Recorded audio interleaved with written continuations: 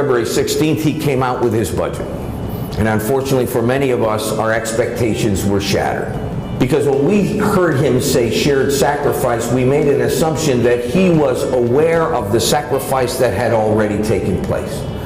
The fact that people out there, normal, everyday people, were hurting. So we assumed that that vision of shared sacrifice took into account those very things. We took the governor at his word that the very last thing he would do was to foist more taxes on Connecticut. Instead of cutting spending, he increased spending.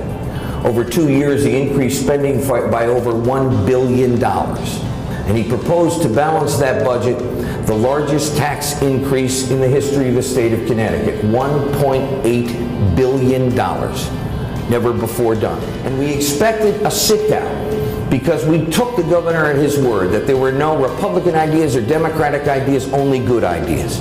So we figured that between $1.8 billion in taxes that he had proposed and zero tax increase that we had proposed, understanding that we were the minority party, that there had to be a middle ground.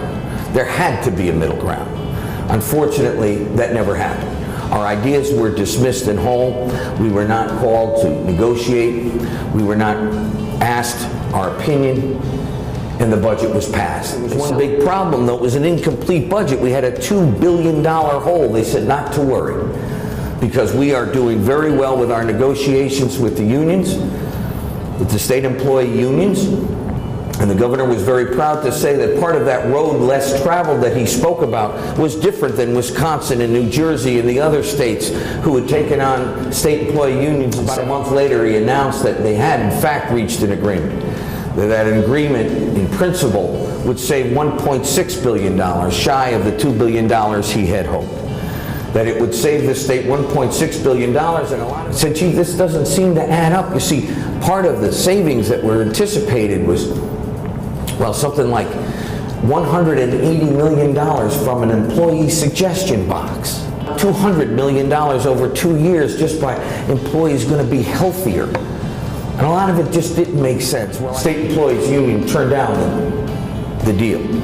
So we find ourselves still with an incomplete budget and a $1.6 billion hole over 2 years. Special session tomorrow, the last day of the fiscal year. And what he's asked for is for us to trust him. And I don't say that with disrespect. I got to make up $1.6 billion. I'm going to do it with some layoffs, and I'd like you to give me the authority to make cuts wherever I see fit.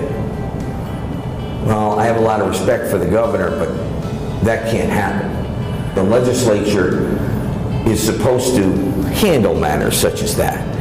If we're going to cut $1.6 billion, we better know damn well where we're going to cut it and who it's going to hurt. Not only do we have the highest tax increase in the history of the state of Connecticut, but the governor has announced that that extra money you're going to pay for state government, you're going to get a heck of a lot less for it. Because he's proposing we're going to lay off 5,600 plus employees, and we're going to cut some state services. So at the end of the day, you have less state services delivered by less state employees at an additional cost to you of $1.5 billion. And by the way, some of those cuts will affect municipalities who've already sent out their tax bills.